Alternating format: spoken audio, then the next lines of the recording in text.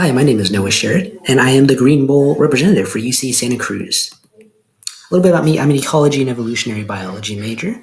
I took this because I'm very interested in just how the environment works and especially how humans factor into the environment. I'm also the Green Labs coordinator at the Sustainability Office on campus, which means I help labs find ways that they can be more sustainable. This is how I formed my team initially. I worked with a lot of other students to get some of these pictures up on Green Pen. And of course, UC Santa Cruz itself is renowned for a lot of the forward-thinking and sustainable initiatives that it employs. And but of course, there's always some room for improvement. So of course, the first place I think that we can improve is our cogeneration plant. This provides almost all of our energy on campus, but it accounts for 64% of our fossil fuel emissions. And while cogeneration is generally more sustainable than most fossil fuel uses, it will ultimately have to go if we want to electrify and be fully carbon neutral. We also have a big issue with dining hall waste. One of the dining halls has a broken dishwasher, and they've just been pumping out all of these single-use plates, forks, knives, all that. They've been doing it for months, and it's just a lot of waste that we can easily get rid of. There's also a lot of construction happening on campus. They're building a lot more dormitories, which is ultimately something we need. There's a big housing crisis going on with UC Santa Cruz, so it's a necessary evil, but we need to ensure that these sites that are around, obviously you can see it's in the middle of a forest, so we need to really protect these areas and keep them from being polluted too much. There's also a big issue with light pollution. Because we live in the middle of a forest on campus, we need to keep hoods on these lights because the lights should be cast down on paths and not just out into the surrounding area, because that causes light pollution and it can interfere with some animal behaviors. And some other troubling statistics that we can improve is with our waste. Our waste is kind of trending the wrong way. We want to be diverting more. We want to be recycling and composting more, but that's kind of going down. And we eventually want to hit 90% diversion. But on the other hand, we are ultimately lowering the amount of waste that we're producing day by day. 2021 was obviously a little bit of a standout, but that's obviously from COVID. A lot of single-use masks, single-use COVID tests where things were getting thrown out. No one wanted to use anything twice. But ultimately, we're going down. We just need to do some more diversion of our waste.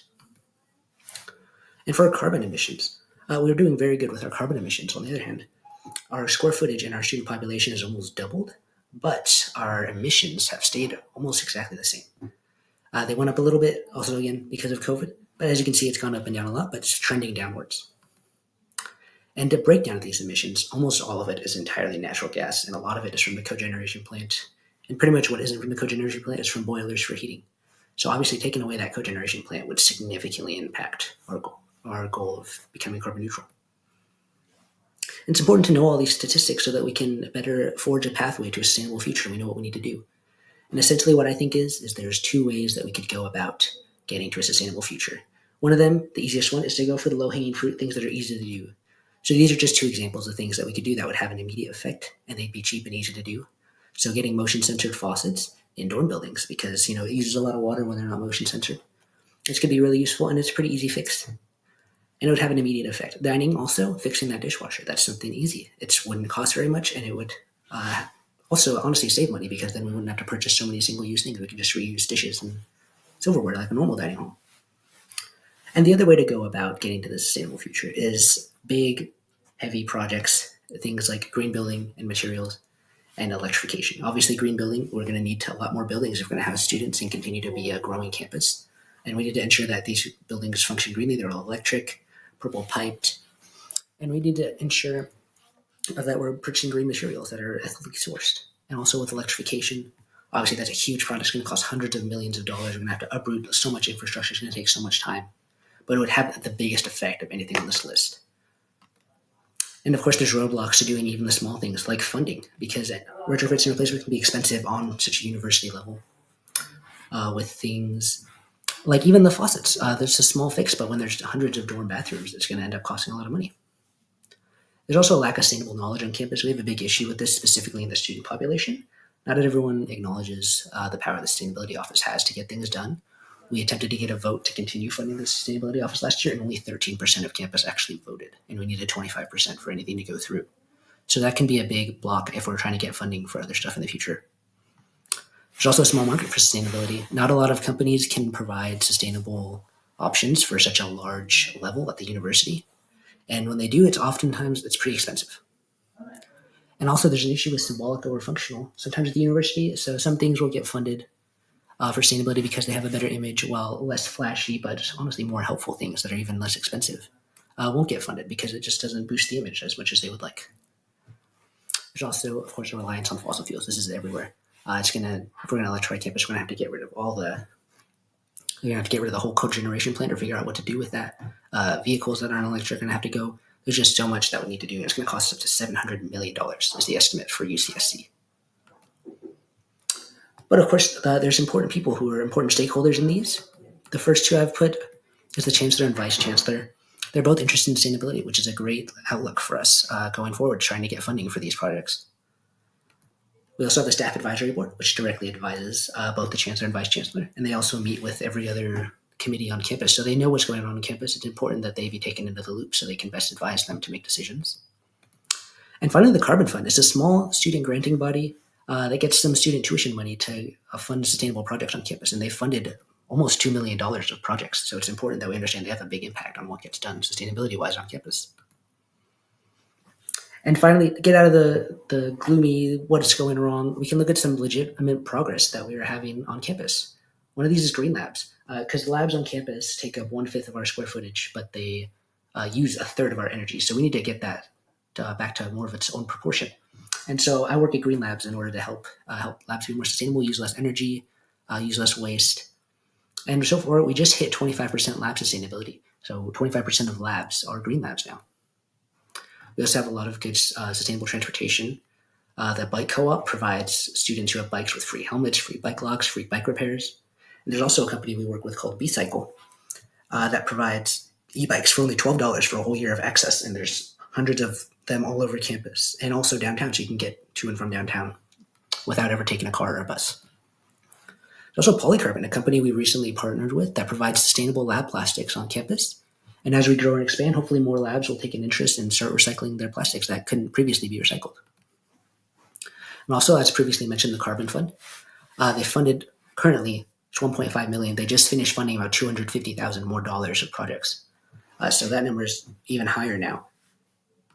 We also have the farm, or also known as the Center for Agroecology. It's the first and only, and also the largest organic farm that's on a college campus in the whole United States. It's amazing, and they've fed so many people.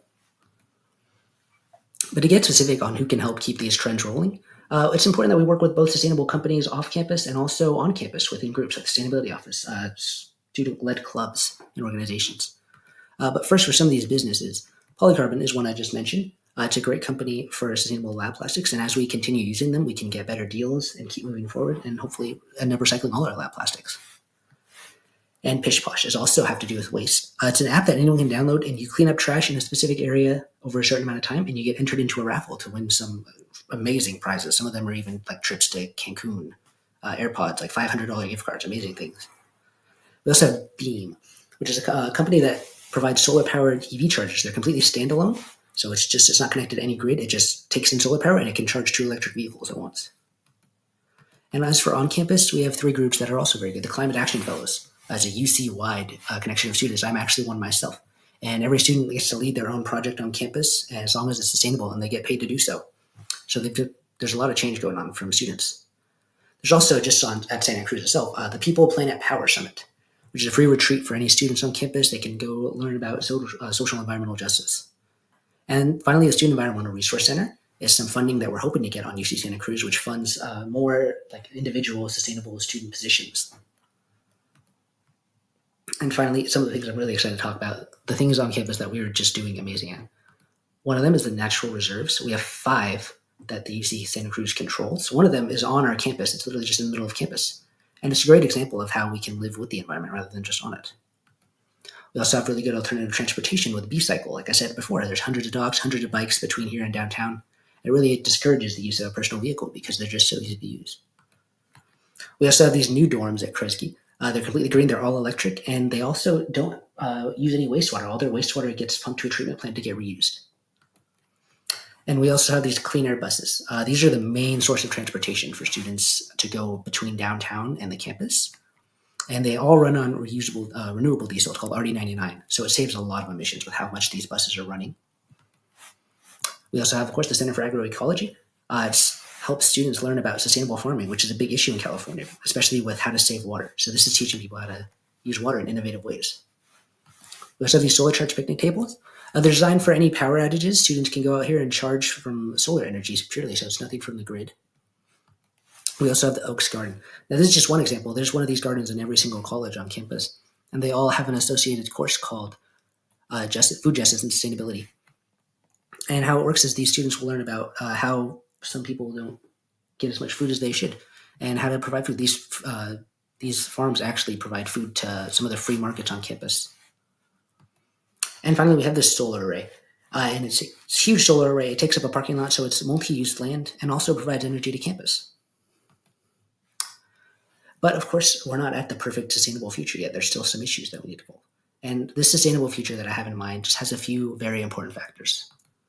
One of them is living with the environment and continuing to just not build over things, but to build next to things. So we don't need to completely clear areas, because UCSC and Monterey Bay show that you can completely live with the environment. You don't have to completely take over an area. I'd also love to see more student involvement in education just voluntarily, but also through something like a general education class that focuses on sustainability and how to live sustainability. Of course, also something very important to address is equitable access to sustainability. Everyone from any sort of background, cultural, socioeconomic background, should be able to easily access sustainable methods, because oftentimes they are more expensive, but the UC itself should provide these to people. You shouldn't have to not have a sustainable option because of your background. And finally, priorities. I would love it personally if anytime something was going to get done on campus, the first thing someone said was, how will this affect campus? How will this affect the health of our environment? And if it has a negative effect, maybe they consider just not even doing it. And if it has a positive effect, then it's all the better to do it. And thank you for listening to my presentation. That's all.